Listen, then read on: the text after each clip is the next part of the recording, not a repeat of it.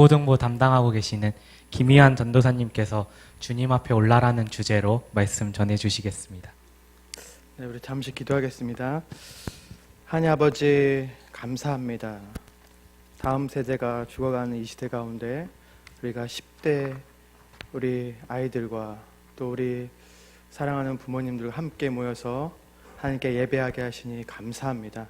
오늘 말씀을 통해서 하나님의 이 세대를 향한 주님의 눈물을, 주님의 마음을 깨닫게 인도하여 주시고, 이 시대를 향하여, 우리 자녀들을 향하여, 우리 청소년들을 향하여 울 수 있는 저와 우리 모든 성도님 다 될 수 있도록 인도하여 주시옵소서. 사랑 많으신 예수님 이름으로 간절히 기도드립나이다. 아멘. 주님 앞에 울려라는 제목으로 말씀을 전하도록 하겠습니다. 여러분, 한나 이야기는 다 아실 겁니다. 무자한 자식이 없는 고통이 있는 여자. 그러나 한나는 처음부터 그랬던 것은 아닙니다. 한나는 그 당시 여인과는 보기 드물게 행복한 조건을 가진 여자였습니다. 이 시대와 달리 그 시대에는 남편이 건강하게 살아있다는 것만 해도 큰 의미가 있습니다. 그 시대에는 남성 중심 사회이기 때문에 남자에게 경제권이 있습니다. 그래서 남자가 건강하게 있는 것만으로도 경제적으로 안정됐다는 뜻이죠. 또한 1절에 에브라임 사람 엘가나라고 나오는데, 에브라임에 사는 평민이라는 견해도 있지만 역대상 6장에 보면 그 레위인의 가게가 나옵니다. 그래서 27절에 보면 여로함의 아들 엘가나라고 나와 있습니다. 이것을 근거로 레위인으로서 에브라임 땅에 거주하는 인물인 것입니다. 하나님의 제사장인 레위인의 가문인 것이죠. 그렇게 어느 정도 경제력이 있고 명예가 있는 그런 남자와 사는 행복한 여자가 한나였습니다. 우리 3절과 5절 우리 다 함께 읽겠습니다. 시작. 이 사람이 매년 자기 성읍에 나와서 실로로 올라가서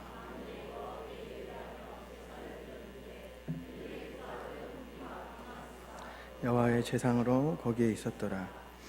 엘가나가 제사를 드리던 날에는 제물의 분깃을 그의 아내 분이나와 그의 모든 자녀에게 주고 한나에게는 갑절을 주니 이는 그를 사랑함이라. 그러나 여호와께서 그에게 임신하지 못하게 하시니. 아직 솔로몬 시대 예루살렘 성전을 짓기 전이었기 때문에 여호수아 시대 가나안을 정복하고 회막을 세운 바로 그 실로, 하나님이 법궤가 있는 그곳으로 올라가 하나님께 예배하며 제사를 지냈습니다. 이스라엘 남자라면 매년 국가적 절기, 유월절, 맥추절, 초막절 이렇게 3번 나아가야 하는 의무가 있었습니다. 특별히 엘가나는 레위인이었기 때문에 정해진 반차를 따라 제사를 돕기 위해 올라가는 것이죠. 그래서 가족과 함께 화목 제물을 드렸습니다. 화목 제물을 드린 후에 그 제물을 드린 자가 이렇게 분깃을 받습니다. 하나님께 드리고 난 나머지를 가지고 제사장도 먹고 드린 가문도 그것을 먹게 되는 것이죠. 가장인 엘가나가 분깃을 받아 가족들에게 하나씩 나눠주는데 5절에 보니까 한나에게만 특별히 갑절 2배를 주는 거예요. 이것은 그냥 너 많이 먹어라 이런 뜻이 아닙니다. 이것은 굉장한 의미가 있어요. 그 신명기 21장 17절에 보게 되면 이스라엘에서 장자만이 기업의 두목을 받을 수가 있습니다. 무슨 얘기입니까? 비록 내가 내게 아들을 낳아주지 못해도 너는 여전히 내게 장자 이상으로 소중한 여자다. 자식이 없지만 자식보다, 기업을 잇는 것보다 당신이 소중합니다. 나는 당신에게 그런 소중함을 가지고 있습니다. 그런 의미입니다. 그러니까 음식을 2배로 주는 거에 있어서 말할 수 없는 표현이에요. 그게 바로 엘가나입니다. 여기 계신 모든 남성들이 이 엘가나를 가슴에 깊이 새길 수 있게 바랍니다. 아내에게 사소한 것에 승리를 거두세요. 맛있는 거 있으면은 자녀에게 주기 전에 아내에게 주는 남편 되시길 예수님의 이름으로 소원합니다. 네, 아멘 소리가 이렇게 큰 적이 없었는데, 네, 할렐루야. 8절 보니까 더 심한 얘기가 나옵니다. 아시는 것처럼 한나에게는 자녀가 없었어요. 그래서 분인나가 한나를 격분시키고 되게 힘들게 합니다. 한나는 얼마나 힘들었겠습니까? 그것 때문에 고통스러워하고 괴로워하고 있는데 그때 엘가나가 그 모습을 봤습니다. 음식도 못 먹고 울고 있는데 그때 엘가나가 와서 한나에게 한 그 말, 제가 볼 때 구약 성경에서 가장 달콤하고 감동적인 이야기인 것 같습니다. 보통 사람이 할 수 없는 이야기죠. 뭐라고 말하냐면, 한나여 어찌하여 울며 어찌하여 먹지 아니하며 어찌하여 그대의 마음이 슬프뇨. 이것은 야단치는 게 아닙니다. 어찌 안 먹느냐 이런 얘기가 아니에요. 왜 맨날 울며 너는 짜냐 이런 이야기가 아닙니다. 정말 마음이 아픈 것이에요. 그 다음에 나온 얘기는 보통 얘기가 아닙니다. 룻기에 비슷한 표현이 나오죠. 7 아들보다 귀한 며느리. 이것보다 더 강력한 표현, 내가 그대에게 10 아들보다 낫지 아니하냐. 요즘은 와 닿지 않을지 모르겠지만 그 당시는 태가 상급이었습니다. 태는 얼마나 엄청난 것이었습니다. 그런 상황을 반영해 볼 때 엄청난 표현이죠. 혹시 이런 고백, 혹시 비슷한 고백이라도 들어보신 우리 여자 성도님들 계십니까? 네, 계시면 손 한번 들어볼까요? 없을 거예요 아마. 뭐 할 때마다 이 깊은 배려가 마음 깊은 속에 우러나온 그렇게 사랑을 표현할 줄 아는 남자가 바로 엘가나였습니다. 그 시대에는 보기 드물게 신앙, 재력, 깊은 배려가 있는 남자, 모든 것을 갖춘 남자, 그 남자를 남편으로 가진 아주 행복한 여자가 바로 한나였습니다. 그런데요, 그녀에게도 아픔이 있었습니다. 아무리 행복하다가도 순식간에 고통에 빠뜨리는 어떤 가시가 그녀에게 있습니다. 가시가 무엇이냐면 우리 안에 있는 아픔이죠. 그것은 사람이 될 수도 있고 환경이 될 수도 있고 어떤 기억이 될 수도 있습니다. 또한 어떤 사건이 될 수도 있습니다. 아니 몸에 병이 될 수도 있죠.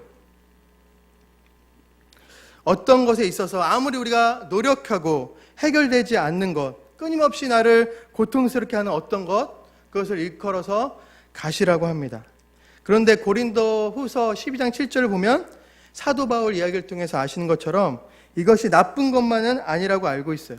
내가 하나님으로 받은 은혜가 너무 많기 때문에 혹 내가 하나님 앞에서 교만할까봐, 그래서 내가 스스로 교만하지 않게 주신 것이라고 머리로는 너무 잘 알고 있는데 아픈 거예요. 여전히 마음은 아픈 거예요. 그게 바로 가시입니다.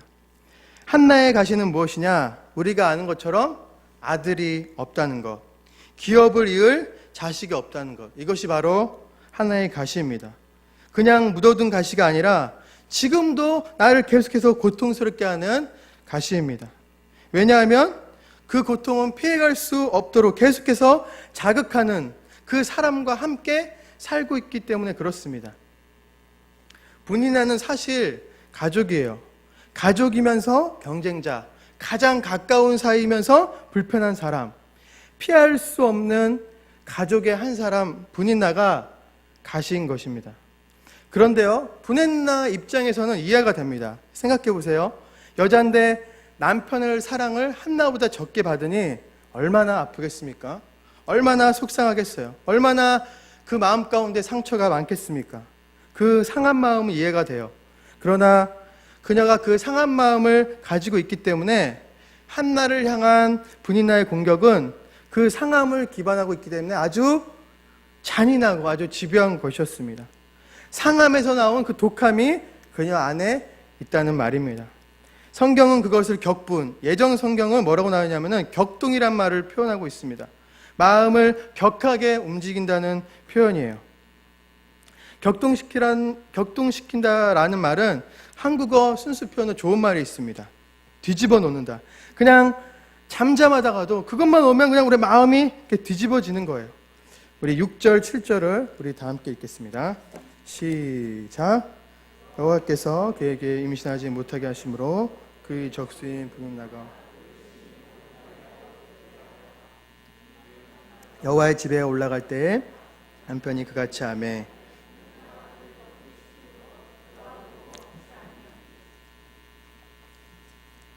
분이나가 그를 심히 격분하여 괴롭게 하니라라는 말이 나오는데 NIV 영어 성경 보면 더 표현이 잘 나와 있습니다. 분노를 폭발하기 위해서 그 마음을 뒤집어 놓기 위해서 in order to라는 표현을 써서 뭐뭐 하기 위해서 그런 목적을 가지고 약 올리고 조롱한다는 뜻입니다. 7절에 보면 분인나가 그를 격분시킴으로 그가 울고 먹지 아니하니. 역시 NIV 성경으로 보니까 한나가 결국은 울고 먹지 못할 때까지 그 until이란 말을 써서 울고 먹지 못할 그때까지 약 올리고 분통을 터뜨린다는 얘기입니다. 분인나의 마음속에는 악의가 있습니다. 내 앞에서 내 편한 꼴을 볼 수 없다. 너가 남편의 사랑을 받아서 즐거우냐? 내가 그 즐거움을 도저히 볼 수 없다. 이거예요. 여러분 같으면 이 고통을 문제를 어떻게 하시겠습니까? 한나의 상황을 볼 때 여러 가지 길이 있을 것 같아요. 첫 번째는 분인나와 싸우는 것입니다. 어쩌면 일반 사람들이 대응하는 그런 자연스러운 것이죠. 감정적인 대응을 하는 것입니다. 남편의 사랑이 못 받는 것이, 못생긴 것이 너가 나를 괴롭혀? 나도 너를 고통스럽게 하겠다. 근데 이런 선택을 하면 결국 모든 것을 잃고 맙니다. 첫끼리 싸우는 것을 기뻐하는 남편은 없을 거예요. 둘 다 내쫓을지도 모르죠. 첫 번째는 분노를 밖으로 표출했다면 두 번째는 분노를 이렇게 안으로 삭히는 것입니다. 소극적인 해결 방안이죠. 성숙한 것처럼 보이겠지만 건강과 정신을 해치게 될 것입니다. 이렇게 슬픔을 묻어두는 것인데 우리말로 한이라고 하죠. 한을 품으면 나이 들수록 외로워지고 슬퍼집니다. 한나 이름처럼 그렇게 가슴에 한이 쌓인 한나가 될 것입니다. 두 가지 좋은 대응이 아닙니다. 두 가지 좋은 대응이 아닌데 여기서 한나의 위대함이 있습니다. 사람들은 일반적으로 택하는 두 가지를 택할 수 있었지만 한나는 무엇을 선택하는가? 기도를 선택합니다. 우리 사랑하는 여러분들, 고통 가운데 기도를 선택하실 수 있게 되기를 바랍니다. 우리 9절을 다 함께 읽어볼까요? 9절 시작. 그들이 실로에서 먹고 마신 후에 한나가 일어나니 그때 제사장 엘리는 여호와의 전 문설주 곁 의자에 절기도 끝나고 제사도 다 끝났습니다. 이제 집에 돌아갈 일만 남았습니다. 그리고 엘리 제사장은 많은 업무에 지친 몸을 쉬기 위해 문설주 곁 의자에 앉았습니다. 몸이 뚱뚱해지고 그러니까 제사 지내는 것도 힘들어요. 더군다나 제사장이니까 고기를 얼마나 많이 먹었겠습니까? 그러니까 배도 부르니까 의자에서 쉬기 위해 의자에 앉은 것이죠. 그러니까 제사도 끝나고 예배도 다 끝났습니다. 그러나 한나의 예배는 끝나지 않았습니다. 한나의 제사는 끝나지 않았어요. 고통을 해결받지 않았는데 어떻게 예배가 끝날 수 있습니까? 내 부끄러움이 아직 해결되지 않았는데 어떻게 예배가 끝날 수 있어요? 아직 내 안에 있는 아픔을 응답받지 못했는데 어떻게 기도가 끝날 수 있어요? 너무나 많은 사람들이 예배를 시작할 때는 심각하게 하나님 앞에 내어놓다가도 정해진 예배 한두 시간을 지나면 풀었던 보따리를 다시 다 싸가지고 돌아가는 안타까운 경우를 많이 보곤 합니다. 고통이 응답되지 않았는데, 해결되지 않았는데 어떻게 예배가, 어떻게 기도가 끝날 수 있습니까? 한나는 그럴 수 없었습니다. 그래서 모든 사람이 끝나고 돌아가는 그 순간에 히브리어로 쿰, 일어서다. 한나는 일어섰던 것입니다. 야복강가의 야곱처럼 응답해 주시지 않으면, 나에게 축복해 주시지 않으면 내가 주님을, 당신을 놓지 않겠습니다. 그런 의지적 결단을 하며 쿰 하고 일어섰던 것입니다. 그리고 하나님 보좌 앞으로 나아갑니다. 하나님 앞에 엎드려서 기도하기 시작했어요. 생명을 걸고 기도하기 시작했습니다. 이 말이 무슨 뜻이냐면, 이거 해결받지 못하면 나 이 자리에 죽겠습니다. 이런 뜻이에요. 시간을 정해놓고 하는 기도가 아니라 응답해 주시지 않으면 일어서지 않겠다는 겁니다. 우리 10절, 11절을 우리 다 함께 읽겠습니다. 시작. 한나가 마음이 괴로워서 여호와께 기도하고 통곡하며 서원하며 이르되, 만군의 여호와여, 만일 주의 여정의 고통을 돌보시고 나를 기억하사 여정을 잊지 아니하시고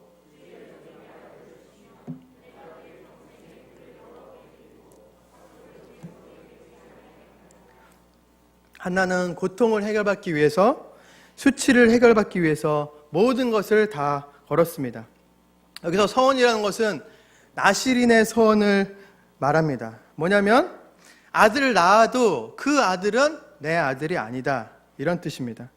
그 당시 여인들은 남자와 연결돼서 운명이 결정됩니다. 결혼 전에는 아버지를 통해서, 결혼하면 남편을 통해서 경제적 공급을 받습니다. 그러다가 남편이 죽으면 아들을 통해서 공급을 받습니다. 여인 자신이 기업을 받을 수는 없습니다. 아들을 낳는다는 것은 단순히 아들을 얻는다는 차원이 아니라 경제적인 보장이에요. 그러나 한나는 이것을 하나님께 드린 것입니다. 하나님, 내가 아들을 낳지 못하는 여인, 무자한 여인이라는 이 불명예한 수치만 하나님께서 벗겨주시면, 이것만 해결해 주시면 나는 그것으로 받는 모든 이로움을 내가 포기하겠습니다. 그런 뜻이에요. 그렇게 한나는 모든 것을 걸고 생명을 다해 기도하는 것입니다.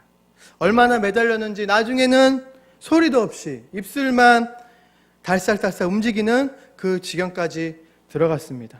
하나님과의 깊은 임재로 기도의 지성소로 들어간 것입니다. 완전히 하나님과 하나 되기 시작했다는 거예요. 영적으로 깊은 곳까지 들어가니까 둔한 엘리 제사장이 그 모습을 보고 착각하기 시작했습니다. 너무 이상하니까 포도주를 많이 먹었구나.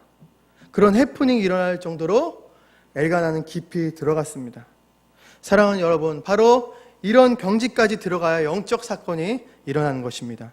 물론 하나님께서 우리의 가벼운 기도를 응답해 주실 때도 있어요. 저도 그런 경험을 많이 하지만 그거는 은혜입니다. 마치 믿지 않는 자들에게도 동일한 비와 동일한 햇빛을 비춰주신 같은 그런 은혜입니다. 이것을 일반 은총이라고 합니다. 그러나 하나님의 특별한 은혜를 받으려면, 적어도 하나님의 보좌를 움직이려면, 중도한 기로에 서서 어떤 삶의 방향을 바꾸게 하는 그런 기도는 영적인 깊은 지경까지, 하나님 마음을 깨닫는 깊은 단계까지 나아가지 않는 한 사건이 일어날 수가 없습니다.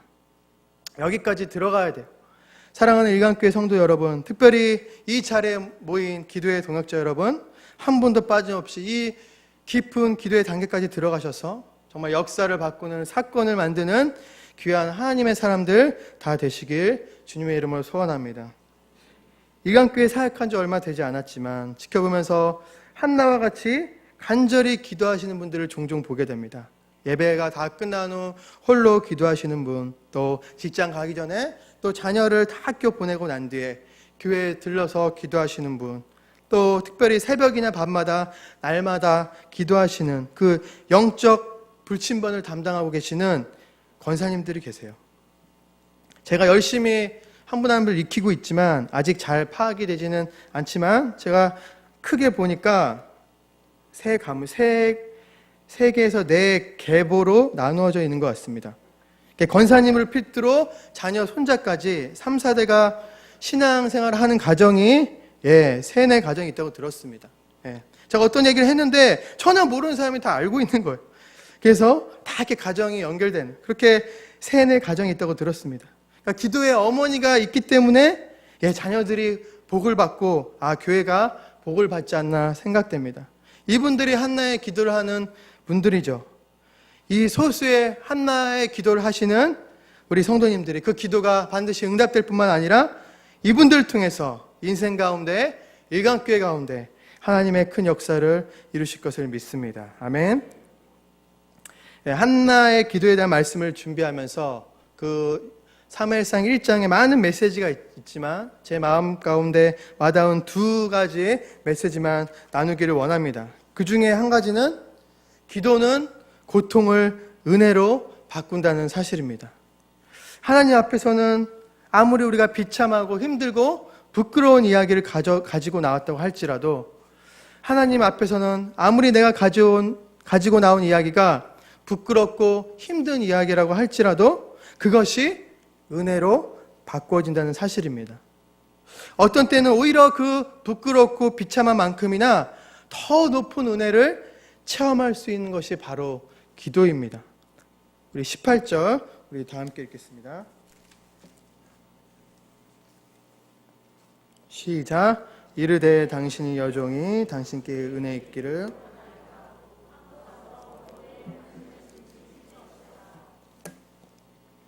적당한 시간이 다 되어서 일어난 것이 아닙니다. 이미 고통이 은혜로 바꿔졌기 때문에 이제 일어나서 먹고 얼굴의 근심빛이 없어진 것입니다. 수색이 사라진 것입니다. 어떤 내용이든지 하나님 앞에 가지고 나가면 제가 분명한 바로는 하나님 앞에 다 드리면, 내가 포기만 하지 않으면 반드시 내 안의 고통이 은혜로 바꿔지는 것을 경험하게 되는 것입니다. 나중엔 정말 하나님 앞에서 기쁨의 찬양을 드리고 일어날 수 있도록 그렇게 약속하시고 만드시는 분이, 제 대신에 화관을 씌워주시는 분이 바로 우리 아버지인 줄 믿습니다. 한나의 이름의 뜻이 풍성한 은혜입니다. 이름처럼 아들 하나가 아니라 그 무자한 여인이 3남 2녀의 자녀를 출산하게 됩니다. 놀랍지 않습니까? 두 번째 메시지는 기도는 개인의 문제로 끝나지 않는다는 사실입니다. 한나는 자기 고통 때문에 기도했지만 자기 부끄러움을 해결받기 위해서 기도했어요. 그것 때문에 하나님께 매달렸어요. 하나님밖에 방법이 없으니까. 그래서 매달렸습니다. 이것은 지극히 개인적인 문제였고 기도의 내용도 그 이상 벗어나지 않았습니다. 그러나 하나님은 아니셨어요. 그것을 받으신 하나님은 그 한나 한 사람만 보고 있는 것이 아니었습니다. 하나님은 우리의 기도를 가지고 놀라운 일을 만들어내시는, 겨자씨만한 우리 기도로 30배, 60배, 100배의 역사를 만드시는 분입니다. 여러분, 그 말씀의 본문을 외면적으로만 보면 자식 없는 한 레위 집안의 이야기처럼 보입니다. 무자한 한 여성의 개인적인 기도로 끝나는 것처럼 보이지만 그렇지 않습니다. 이 시대 배경을 알아야 되는데요. 이 본문이 어떤 시대이죠? 암흑의 사사기 말기 시대입니다. 그 중에는 기드온과 삼손과 같은 걸출한 사사도 있지만 결국에는 명맥을 잊지 못하고 소견에 오른 대로 점점 타락해 갔습니다. 사사기 17장 이후에는 절정인데요. 개인 집에다 신상을 세우고 레위 제사장을 돈 주고 고용하고 복을 빌라고 합니다. 그리고 거룩한 레위인도 첩을 두었습니다. 첩을. 그 첩이 어떤 날에는 불량배들에게 성폭행을 당했는데 성폭행당한 그 죽은 첩의 시체를 12덩이로 나누어 12지파에게 보내는 참담한 비극적인 역사입니다. 이 정점에서 한나의 기도가 등장하는 것입니다. 하나님의 마음이 얼마나 아프실까요? 하나님의 자녀들이 다 죽고 거룩한 아들이 다 죽고 구속사적인 역사를 이어가는데 거기서 다윗이 나오고 다윗이 뿌린 예수 그리스도가 나와야 하는데 대가 끊긴 것입니다. 총신대학교 신학대학원 김지찬 교수님은 그거를 이스라엘의 불임이라고 표현하셨습니다. 많은 이스라엘 백성들이 있지만 하나님 마음을 아는 그 한 사람이 없는 거예요. 나의 백성이 없구나. 내 마음을 아는 그 한 자녀가 없구나. 그 무자한 하나님의 고통과 그 아픈 마음을 가장 잘 아는 사람이 누구일까요? 바로 자식이 없어 하나님 앞에 엎드려져 있는, 매일 밤 식음을 전폐하고 하나님 앞에 엎드려 있는 한나가 아닐까요? 사랑하는 여러분, 고난과 고통이 없이는 하나님의 마음을 절대로 알 수가 없습니다. 그 아픔 가운데 하나님의 마음을 조금이나마 알 수 있는 것이죠. 개인의 고통을 통해서 하나님 앞에 나아갔지만 기도함으로 하나님의 심정을 통한 한나가 그 아들을 도로 내어줄 수밖에 없었던 것입니다. 한나는 개인의 문제로 하나님 앞에 나왔지만 하나님께서는 개인의 문제로 국한하지 않으시고 하나님의 구속사적인 역사의 정점에 한나의 겨자씨만한 기도를 사용하신 것입니다. 보잘것없는 개인의 겨자씨만한 기도로 엄청난 다윗의 왕국이라는 꽃을 피웠다고 생각합니다. 다윗의 왕국이요 열매의 꽃이라고 한다면 그 뿌리는 한나에게서 태어난 사무엘이요 그 뿌리가 시작되도록 그 기도에 씨를 심은 것은 그 엄마 한나입니다. 사무엘서 1, 2장에 잠시 언급되는 보잘것없는 한 여인의 기도의 눈물의 씨가 있었기 때문에 다윗 왕국에 엄청난 열매가 열린 것입니다. 사랑하는 일강교회 성도 여러분, 기도를 보잘것없게 생각하지 말기를 바랍니다. 여러분의 사소한 눈물의 소리를 하나님은 반드시 들으십니다. 저는 아까 언급한 일강교회 소수의 한나 성도님들, 또 영적 불침번을 담당하고 계신 권사님을 통하여서 언젠가 이 교회가 지금은 건축을 완성하고 지금 이제 시작이지만 언젠가 다윗의 왕국 같은 아름다운 열매가 열리고 꽃이 필 줄 저는 소망하고 믿습니다. 지금 기독교가 세상으로부터 많은 지탄을 받고 있습니다. 저 어릴 때하고 지금하고 얼마나 교육제 권위가 떨어졌는지 너무 안타깝습니다. 기도를 개독교라고 하고 목사를 먹사라고 하고 그렇게 조롱당하고 있습니다. 한국교회가 이리저리 짓밟히고 유례없는 암흑의 사사기 역사를 걷고 있습니다. 얼마 전에 졸업했는데 얼마나 우울한 마음으로 정말 가슴에 눈물 갖고 졸업했는지 모르겠습니다. 그리고 10대하고 20대가 계속해서 통계를 보면 교회를 떠나고 있습니다. 주일학교가 사라진 교회가 많고요. 중고등부, 대학 청년 사역도 위기를 맞고 있습니다. 여호수아가 죽은 이후에 사사기 기자는 2장 10절에 이렇게 말하고 있습니다. 그 세대의 사람도 다 조상들에게 돌아갔고 그 후에 일어난 다른 세대는 여호와를 알지 못하며 여호와께서 이스라엘 위하여 행하신 일도 알지 못하였더라. 지금 중고등학교 학생들의 앞에 앉아 있는데 저 친구들을 보면 너무나도 안타깝습니다. 이 어두운 시대를, 이 하나님을 모르는 시대를, 고등학교만 졸업하면 하나님을 떠나가는 이 시대를 어떻게 믿음으로 살 수 있을까? 그래도 감사한 것은 주님을 만나기 원하는 몇몇 친구들이 있다는 사실입니다.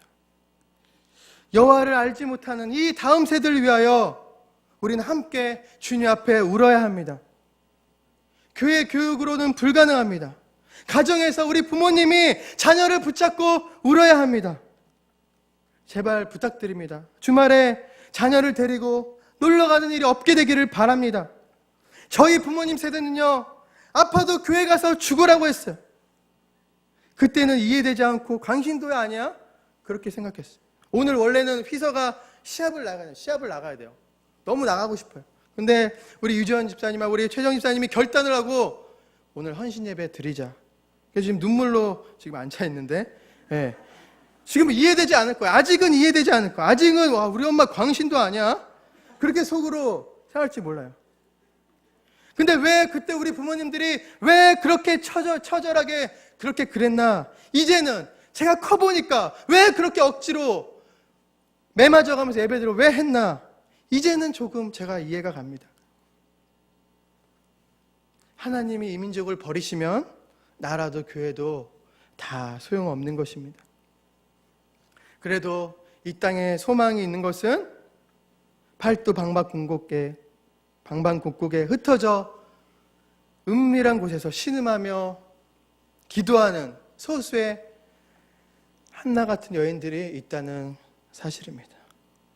이 기도의 여인을 통하여 반드시 사무엘과 같은 거룩한 지도자들이 나오고 언젠가 다윗의 왕국과 같은 다시금 평화의 대붕의 역사가 이 땅에 일어나길 소망합니다. 저는 신대원에 가기 전에 소명을 위해서 기도하면서 하나님께 소원을 아뢰는 적이 있습니다. 하나님, 지금 현재 신학생이 넘치고 목사님들이 이렇게 많은데 제가 굳이 갈 명분이 없지 않습니까? 그래도 제가 이 길을 가야 된다면 사무엘이 되게 하여 주시옵소서. 정말 이 시대를 바라보고 울 수 있는 목회자들이 너무나 많지만 하나님이 찾으시는 한 사람이 없어 슬퍼하시는 그 아버지의 마음을 아는 그 한 사람이 되게 하여 주십시오. 얼마나 간절히 기도했는지 모릅니다. 그러나 시간이 갈수록 이 어두워져 가는 이 시대 속에서 사명감이 점점 약해지는 것을 경험합니다. 저를 위해서, 우리 담임 목사님을 위해서, 우리 부격자를 위해서 기도해 주십시오. 여러분들의 기도의 씨를 먹지 않으면 우리가 바로 설 수 없기 때문입니다. 우리 말씀을 맺겠습니다. 사랑하는 여러분, 기억하십시오. 우리의 기도는 단순히 우리의 사정 아래는 탄원이 아닙니다. 우리의 고통을 토로하는 신음소리가 아닙니다. 개인적인 이야기가 아닙니다. 우리는 그렇게 기도할 수밖에 없어요. 사실 우리가 중보 기도를 한다고 하지만 그렇게 진지하지 못해요. 그러나 우리의 문제는 너무나도 아프기 때문에 정말로 울부짖듯이 할 수 있습니다. 우리는 그렇게 기도할 수밖에 없지만, 그러나 하나님은 그 기도를 받아다가 자신의 역사라는 밭에다 심으시는 것입니다. 씨앗으로.